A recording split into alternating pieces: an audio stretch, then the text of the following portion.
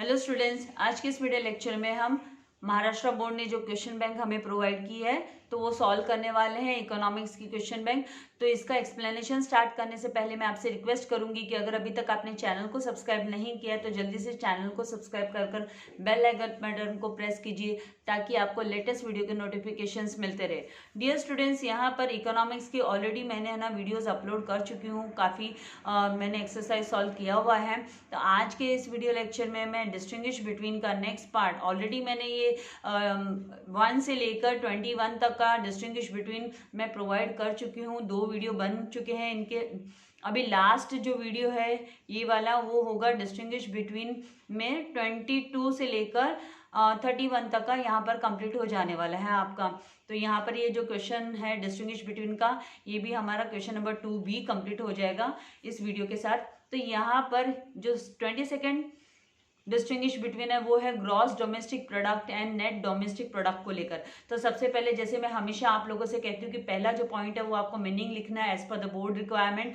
तो मीनिंग लिखना है या डेफिनेशन आपको याद है तो डेफिनेशन लिखिए एंड उसके बाद में कोई भी अनदर डिस्टिंग्विश पॉइंट आप लिख सकते हो, डिफरेंस वाला पॉइंट ही होना चाहिए। तो यहाँ पर ग्रॉस डोमेस्टिक प्रोडक्ट क्या है, तो is the gross market value. ये ग्रॉस मार्केट वैल्यू होता है of all final goods and services का produce within the domestic country के नेशनल बाउंड्रीज के अंदर, डोमेस्टिक टेरिटरी के अंदर कंट्री के during a period of 1 year, 1 साल का जितना भी all final goods and services है उसका ग्रॉस मार्केट वैल्यू जो है वो जीडीपी कहलाता है, उसको जीडीपी कहते हैं। नाउ एनडीपी का मतलब क्या है, तो एनडीपी मतलब नेट डोमेस्टिक प्रोडक्ट का मीनिंग यहाँ पर हमको लिखना है कि नेट डोमेस्टिक प्रोडक्ट जो है वो नेट मार्केट वैल्यू होता है। तो ये सिंपल है, नेट मतलब net market value of all final as it is. खाली आपको क्या करना है, ग्रॉस की जगह पे, एक बार आपने याद कर लिया तो ग्रॉस की जगह पे नेट रखना है और यहाँ पे बाकी पूरा का पूरा डेफिनेशन मतलब ये जो मीनिंग है वो सेम है। Net domestic product is the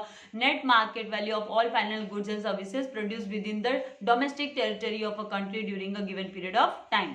now second point काफी आसान है, जीडीपी क्या क्या इंक्लूड करता है, तो GDP is equals to C plus I plus G plus difference of export and import. तो सी का मतलब होता है प्राइवेट कंजम्पशन एक्सपेंडिचर, आई का मतलब होता है डोमेस्टिक प्राइवेट इन्वेस्टमेंट एंड जी का मतलब होता है governments consumption and investment expenditure.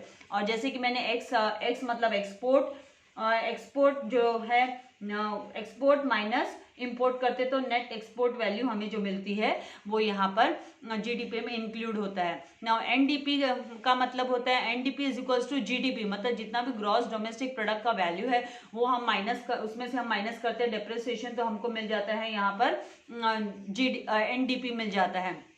Now third point आप ऐसे लिख सकते हो कि भाई it includes, third point mandatory नहीं है लेकिन आपको सेफ्टी मेजर में लिखना है तो आप लिख सकते हो कि it includes net domestic product and यहाँ पर नेट डोमेस्टिक प्रोडक्ट में आप लिखोगे कि it is a part of gross domestic product. ये है ना जो है डोमेस्टिक प्रोडक्ट का हिस्सा है। और यहाँ पर क्या है कि जो ग्रॉस डोमेस्टिक प्रोडक्ट है वो एनडीपी को इसमें एनडीपी को इंक्लूड करता है, नेट डोमेस्टिक प्रोडक्ट को इंक्लूड करता है। नाउ नेक्स्ट जो है 23rd डिस्टिंग्विश बिटवीन वो है public finance and private finance को लेकर।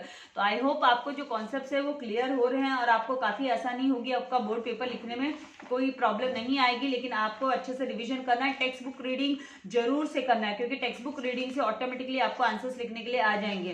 तो यहाँ पर ये पब्लिक डेप्ट एंड प्राइवेट फाइनेंस ये टेक्स्ट बुक में दिया हुआ है लेकिन वहाँ पर कंप्लीट स्टेटमेंट्स फॉर्म में नहीं दिया हुआ है। तो यहाँ पर इसका जो कंप्लीट स्टेटमेंट फॉर्म में पहले तो आपको पब्लिक फाइनेंस का मीनिंग क्या है तो वहाँ पर मीनिंग करके नहीं दिया, तो हम यहाँ पर लिखेंगे भी public finance and private finance का मतलब क्या होता है। तो यहाँ पर पब्लिक फाइनेंस है जो कि रिलेटेड होता है with the revenue and expenditure. Public finance मतलब related with the revenue and expenditure, borrowing, इसमें बोरोइंग भी इंक्लूडेड रहता है, एक्सेट्रा ऑफ द इकोनॉमी और गवर्नमेंट, किसी भी गवर्नमेंट का या किसी इकोनॉमी का, पर्टिकुलर इकोनॉमी का जो रेवेन्यू एक्सपेंडिचर एंड बोरोइंग्स होता है उससे रिलेटेड होता है public finance. No private finance मतलब क्या, तो इट इज अंडरस्टूड प्राइवेट मतलब इंडिविजुअल। तो यहाँ पर हम लिखेंगे private finance is related to income and expenditure, borrowing etcetera of individual then household and business firms. तो individual household, individual business firm का ये जो होता है वो प्राइवेट फाइनेंस होता है, रिलेटेड होता है income and expenditure, that is private finance. Now public finance का एम क्या है, ऑब्जेक्टिव क्या है, तो it aims to offer maximum social advantage to society. Society को ज्यादा से ज्यादा सोशल एडवांटेज प्रोवाइड करने का काम पब्लिक फाइनेंस का होता है मैक्सिमम। एंड प्राइवेट फाइनेंस का क्या है, तो ऑब्वियसली इंडिविजुअल बंदा है तो वो अपने प्राइवेट इंटरेस्ट और वेलफेयर के लिए सोचेगा, तो it aims to, individual business form है तो अपने प्राइवेट इंटरेस्ट के लिए सोचेंगे, तो it aims to fulfil private interest and welfare. Now third point यहाँ पर, the government can print notes through RBI. तो पब्लिक फाइनेंस में क्या है, अगर गवर्नमेंट को नोट्स प्रिंट करने का राइट होता है, इसीलिए the government can print notes through reserve bank of India. And private में क्या होता है, प्राइवेट वाला थोड़ी ना कर सकता है, भाई इच्छा भी उतने नोट छाप लिए। हाँ, आपको हार्डवर्क करना है, मेहनत करनी है, बिजनेस को आगे लेकर जाना है, आप अर्न कर पाओगे, लेकिन आप है ना प्रिंट नहीं कर पाओगे। तो private individual does not enjoy such right. Private individual को ऐसा कोई भी हक नहीं होता है, कोई भी राइट नहीं होता है। और भी उसमें टेक्स्ट बुक में और भी काफी पॉइंट्स दिए हुए हैं, की पॉइंट्स दिए हुए हैं, तो उसके हेल्प से आपको चाहिए तो उनमें से कन्वीनियंट लगता है तो वहां से भी आप ले सकते हैं, पेज नंबर 71 से। नाउ यहाँ पर 24th डिस्टिंग्विश बिटवीन की हम बात करेंगे, तो revenue expenditure and capital expenditure के बारे में यहाँ पर आपको डिफरेंस देना है। तो सबसे पहला एज इट इज, जैसे मैं आपको कहती हूँ कि मीनिंग आपको लिखना है, तो रेवेन्यू एक्सपेंडिचर क्या है, तो revenue expenditure of the government, यहाँ पर हम गवर्नमेंट पॉइंट ऑफ व्यू से बात करेंगे। Revenue expenditure of the government is incurred for carrying out day to day functions of the government। ये किसके लिए यूज होती है, किसके लिए खर्चा होता है, ये रेवेन्यू एक्सपेंडिचर कौन सी चीज से रिलेटेड होता है, तो डे टू डे जो एक्टिविटीज है, फंक्शन है, वो कैरी आउट करने के लिए यूज होता है। कहाँ पर ये कैरी आउट होता है, कहाँ पर यूज होता है, तो of the government department and various services. Now capital expenditure कौन सा एक्सपेंडिचर है, तो आपको यहाँ पर गवर्नमेंट पॉइंट ऑफ व्यू से लिखना है, बिजनेस पॉइंट ऑफ व्यू से नहीं लिखना है। तो यहाँ पर capital expenditure of the government is expenditure for progress and development of the country. Second यहाँ पर पॉइंट एग्जाम्पल लिख देंगे कि आप, for example administration cost of the government, then salaries, allowances, तो ये रेगुलर बेसिस पे चलते रहते हैं, ये सारे खर्चे जो है रेगुलर बेसिस पे चलते रहते हैं। And pensions of government employees, medical and health services etcetera. Capital expenditure की बात करें एग्जाम्पल की, तो ह्यूज इन्वेस्टमेंट, बड़ा huge investment in different development projects में जो गवर्नमेंट पैसा लगाती है। Then loans granted to the state government, state government को जो लोन दिया जाता है, सेंट्रल गवर्नमेंट जो लोन स्टेट गवर्नमेंट को देती है एंड गवर्नमेंट कंपनीज को देती है। And then repayment of government loans, government है ना अपना लोन क्लियर करने के लिए जो खर्चा करती है उसको कैपिटल एक्सपेंडिचर के अंदर में इंक्लूड किया जाता है, that is known as capital expenditure. Now यहाँ पर 25th जो है वो direct tax and indirect tax को लेकर आ रहा है। तो डायरेक्ट टैक्स कौन सा टैक्स होता है, जो कि प्रॉपर्टी एंड इनकम पर लगता है। तो आपको लिखना है कि it is paid by the tax payer on his income and property, paid by the tax payer on his income और प्रॉपर्टी। एंड इनडायरेक्ट टैक्स कौन सा होता है, तो it is levied on goods और सर्विसेज, गुड्स पे and services पे levied किया जाता है, जैसे जीएसटी, जीएसटी जो अभी है। Now it is paid at the time of production, या तो प्रोडक्शन के टाइम पे किया जाता है ये, या सेल के टाइम पे किया जाता है। एंड परचेज ऑफ कमोडिटी और सर्विस, आप जब परचेज करते हो कोई कमोडिटी या आप कोई सर्विस अवेल करते हो, आपको कोई सर्विस मिलती है तो उसके लिए आप पे करते हो, तो that comes under the indirect tax, that is known as indirect tax. Now second point, the burden of tax is borne by, यहाँ पर है ना बर्डन किस पे आता है टैक्स का, तो the burden of tax is borne by person on हुम इट इज लेविड, जिसके ऊपर ये टैक्स लगाया जाता है उसका जो बर्डन है वो उसी बंदे को लेना पड़ता है, वो किसी दूसरे पे वेव्ड ऑफ नहीं कर सकता है ये, as he can not transfer, मतलब दूसरे को ट्रांसफर नहीं कर सकता अपने टैक्स का बर्डन। लेकिन यहाँ पर इनडायरेक्ट टैक्स में क्या होता है, the burden of an indirect tax can be shifted, ये शिफ्ट किया जा सकता है बाय द टैक्स पेयर, जो टैक्स पेयर है मतलब प्रोड्यूसर्स है, टू अदर पर्संस पे वो शिफ्ट ऑन कर सकते हैं। जैसे प्रोड्यूसर है वो रिटेलर होलसेलर पे शिफ्ट ऑन कर देगा, होलसेलर है वो रिटेलर पे शिफ्ट ऑन कर देगा। तो वो जीएसटी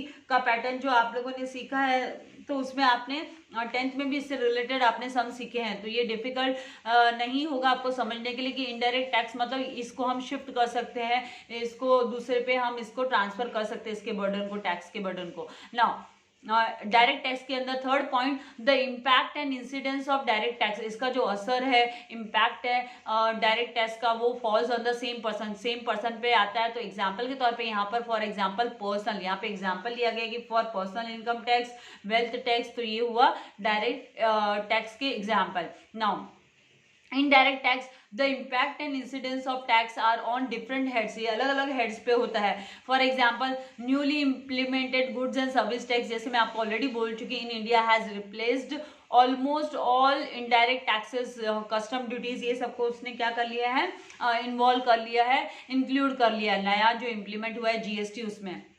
नाउ 26 यहाँ पर इंटरनल डेप्ट एंड एक्सटर्नल डेप्ट को लेकर। तो इंटरनल डेप्ट मतलब होता है लोन, बोरोइंग, बोरो किया हुआ पैसा।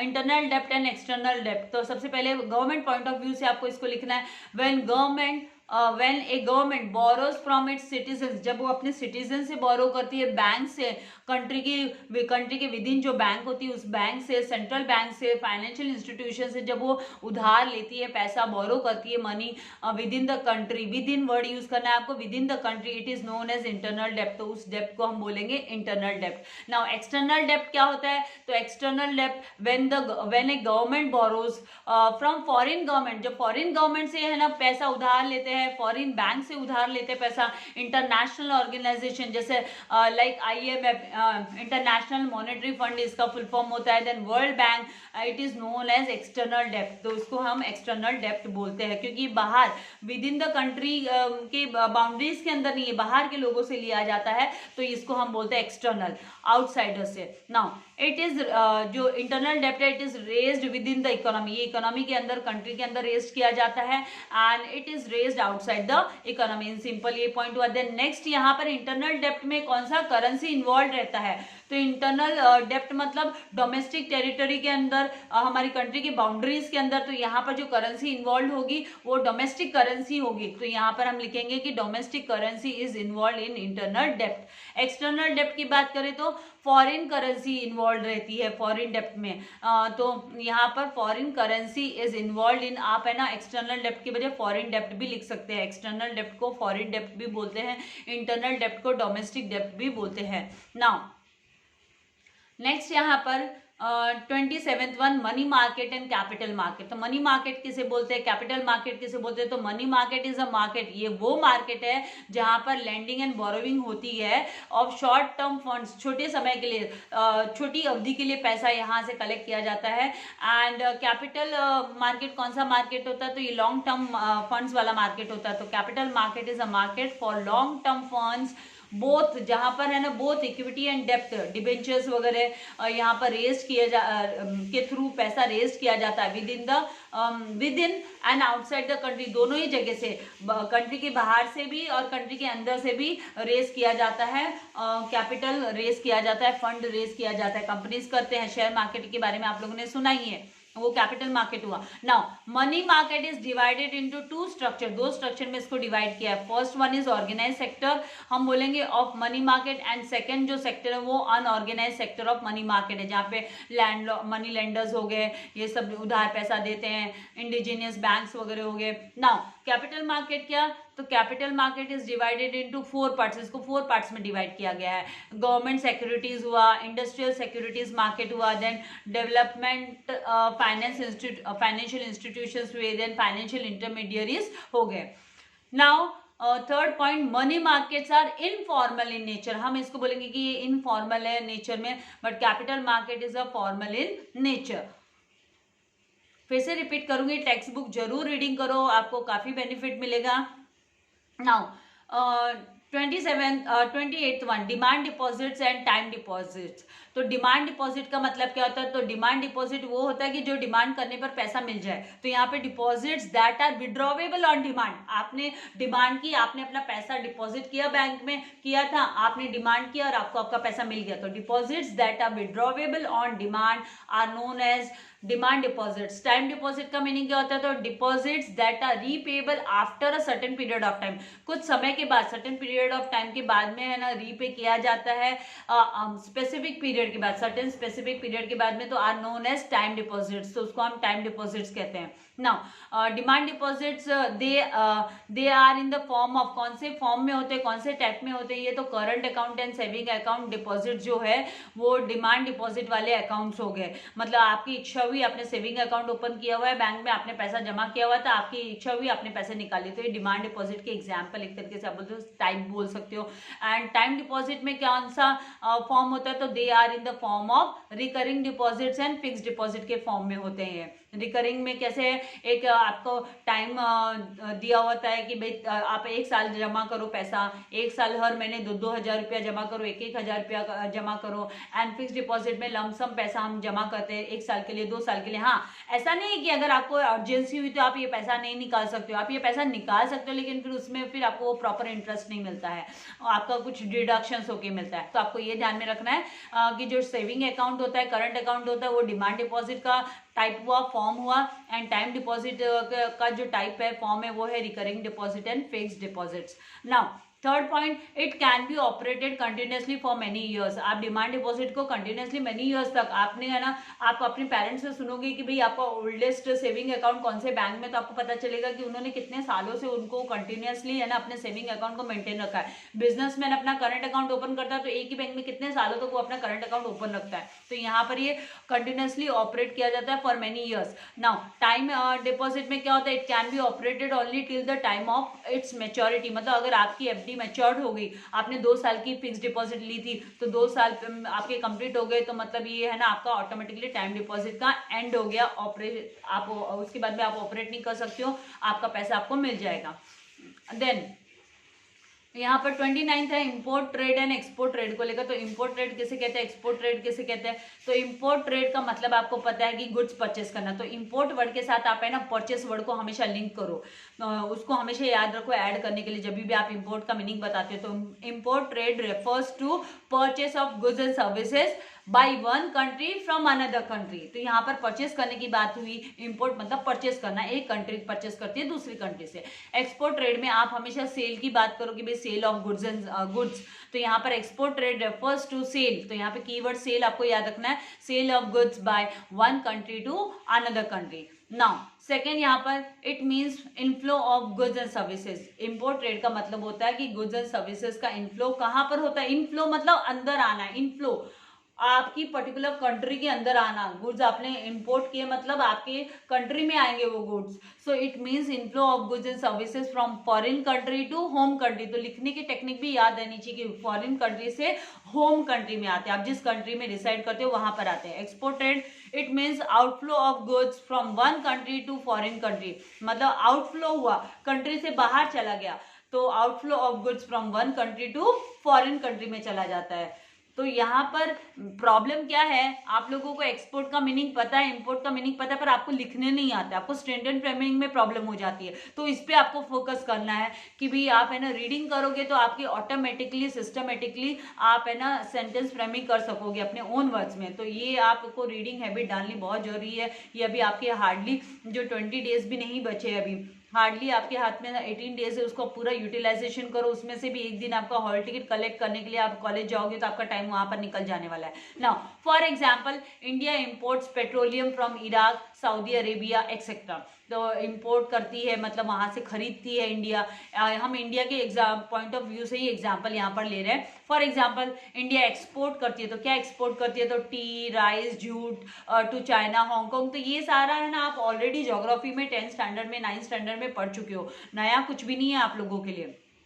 Now internal trade and foreign trade की बात करेंगे तो इंटरनल ट्रेड मतलब कंट्री के with in the boundaries of the country, and यहाँ पर फॉरेन और इंटरनेशनल ट्रेड भी इसे बोल सकते हैं, एक्सटर्नल ट्रेड भी बोल सकते हैं। तो इसका मतलब होता है कि डिफरेंट कंट्रीज में जो ट्रेड होता है वो। तो यहाँ पर हम लिखेंगे कि buying and selling of goods and services with in the boundaries of a nation, within the boundaries of a nation are referred to as internal trade, and international trade is a trade between different countries of the world. Then second point, internal trade it is also known as domestic trade और home trade. इसको हम domestic trade भी बोलते हैं, home trade भी बोलते हैं internal trade को। एंड फॉरेन ट्रेड को क्या बोला जाता है, इसके नाम है foreign trade is also known as international trade और एक्सटर्नल ट्रेड। तो आपको याद रखना है, अगर ये इस तरीके से भी internal trade and external trade word से भी आ गया तो भी आपका ये जो डिस्टिंग्विश बिटवीन है यही सेम आपको लिखना है। कुछ नहीं है, खाली ऊपर की हेडिंग, अगर मान लो एक्सटर्नल ट्रेड बोला तो आप यहाँ पे एक्सटर्नल ट्रेड हेडिंग में लिखोगे। नाउ एग्जाम्पल के तौर पे यहाँ पर हम लिखेंगे कि for example if goods produced in Maharashtra, अगर है ना गुड्स महाराष्ट्र में प्रोड्यूस हुआ, are sold to states like, और वो गुड्स है ना वेस्ट बंगाल को बेचा महाराष्ट्र ने, उत्तर प्रदेश को बेचा महाराष्ट्र ने, तमिलनाडु को बेचा महाराष्ट्र ने, तो उसे हम इंटरनल ट्रेड बोलेंगे, then it is known as internal trade. अभी फॉरेन ट्रेड की बात करें तो एग्जाम्पल के तौर पे आप लिखोगे कि इंडिया इंपोर्ट्स पेट्रोलियम, इंडिया है ना इंपोर्ट कर रही है पेट्रोलियम फ्रॉम इराक से, कुवैत से, सऊदी अरेबिया से, क्योंकि देखो फॉरेन ट्रेड के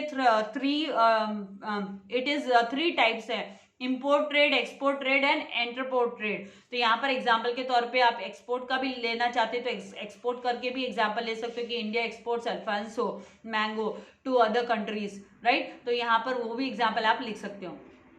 नाउ यहाँ पर 31 जो कि आपका लास्ट डिस्टिंग्विश बिटवीन है, आपके यहाँ पर डिस्टिंग्विश बिटवीन कंप्लीट हो जाएंगे और जल्दी मैं आप लोगों के लिए क्वेश्चन नंबर 5 की भी सॉल्यूशन आपको प्रोवाइड करने वाली हूँ। तो आपको ज़्यादा से ज़्यादा अपने फ्रेंड्स के साथ शेयर करना है वीडियो को, एंड लाइक करना है, सब्सक्राइब करना नहीं भूलना है। अगर आपको लेटेस्ट नोटिफिकेशंस जल्दी से जल्दी मिलने चाहिए तो उसके लिए आपको बेल आइकन बटन को प्रेस करना जरूरी है। तो यहाँ पर अभी बैलेंस ऑफ पेमेंट का मतलब क्या है, बैलेंस ऑफ ट्रेड का मतलब क्या है, वो लिखना होगा आपको। Balance of payment and balance of trade बोला।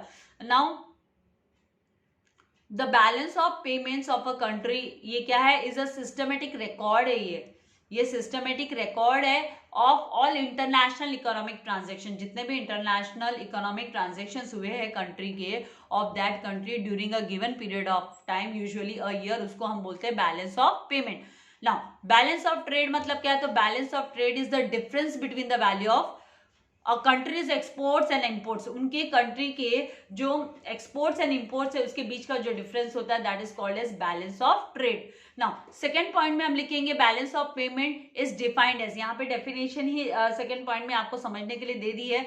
आपको एक पॉइंट आपको मीनिंग एंड डेफिनेशन का लिखना है, दूसरा पॉइंट आप कोई भी एग्जाम्पल के तौर पे लिख सकते हो। नाउ यहाँ पर a summary statement of all transactions, summary statement of all transactions between residents of one country and the rest of the world. Now balance of trade का डेफिनेशन, तो balance of trade is defined as a country is the relation over a period between the value of her exports and imports of physical goods, exports and imports of physical goods. Now the value of exchange of goods and services among the citizens, business firms, governments etcetera is included in the balance of payment. So आप बोल सकते हैं balance of payments का example क्या है, तो मतलब the value of exchange of goods services among the citizens, business firms, government etcetera. Now balance of trade क्या इंक्लूड करता है, तो it includes the value of imports and exports, import and export value of क्या, तो visible goods का भी and invisible goods का भी, तो दोनों ही ये इंक्लूड करता है क्या, balance of trade, visible goods as well as invisible goods. तो इस तरीके से यहाँ पर ये जो डिस्टिंग्विश बिटवीन मैंने कंप्लीट किए, और जैसे मैंने आपसे कहा क्वेश्चन नंबर 5 का जो सोल्यूशन भी वो जल्दी आपको मिलने वाला है। Like and share, thank you very much, God bless you all dear students.